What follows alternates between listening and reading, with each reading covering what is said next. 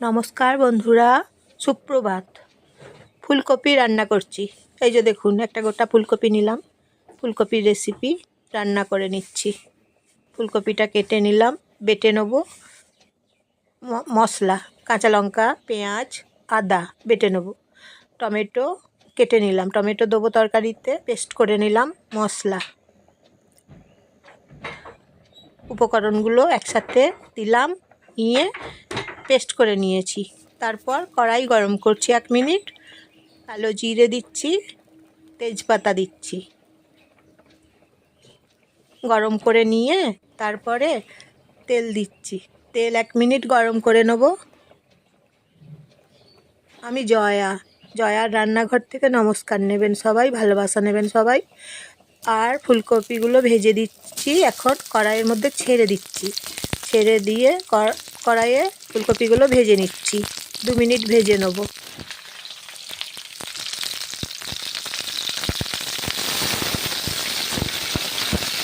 ফুলকপিগুলো নেড়ে চেড়ে ভেজে নিচ্ছি। ভাজা হয়ে গেলে অন্য পাত্রে তুলে রেখে দেবো ভাজা ফুলকপিগুলো। এই যে ভেজে নিচ্ছি, অর্ধেক ভেজে নিচ্ছি ফুলকপিগুলো। 2 মিনিট ভেজে নিচ্ছি।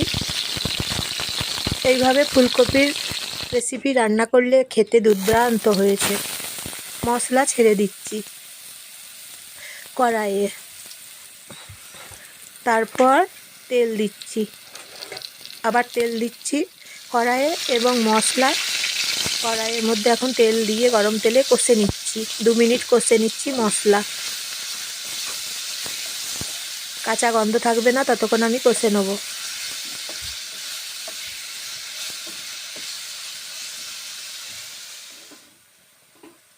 এই যে দেখুন, কষে নিচ্ছি এবং মশলা ধোয়া জল দিলাম, নিয়ে কষে নিচ্ছি মশলা।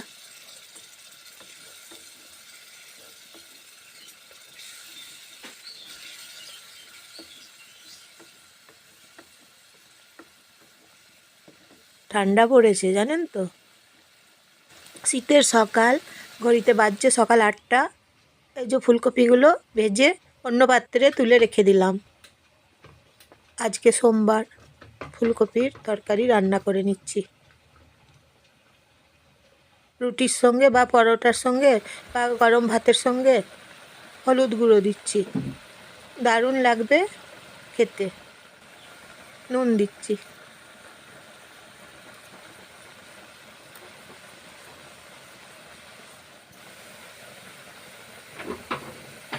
মিক্স মশলা দিচ্ছি।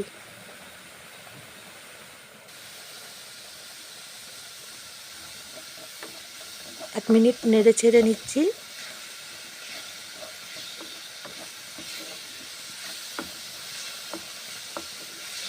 কষে নিচ্ছি এইভাবে মশলা।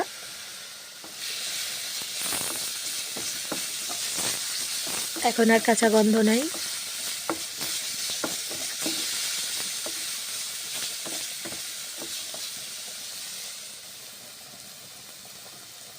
তেল বেরিয়ে যাচ্ছে দেখুন। ভাজা ফুলকপিগুলো এবারে কড়াইয়ের মধ্যে ছাড়ছি।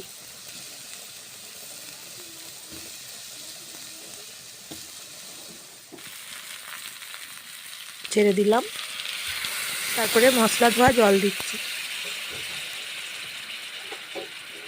এইভাবে ফুলকপির তরকারি রান্না করে নিচ্ছি। টমেটোগুলো দিচ্ছি, নেড়ে ছেড়ে নিচ্ছি 1 মিনিট।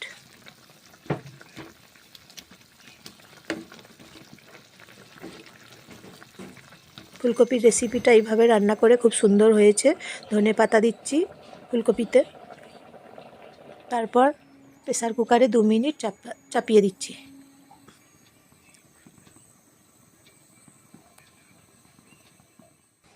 হয়ে গেছে। ঘি দিচ্ছি, গাওয়া ঘি। খুব সুন্দর স্বাদের ফুলকপির তরকারি রান্না করে নিলাম। এখন অমৃত খেতে হয়েছে। তাহলে আপনারা ফুলকপি এইভাবে বানিয়ে খেয়ে দেখুন, অসাধারণ স্বাদের।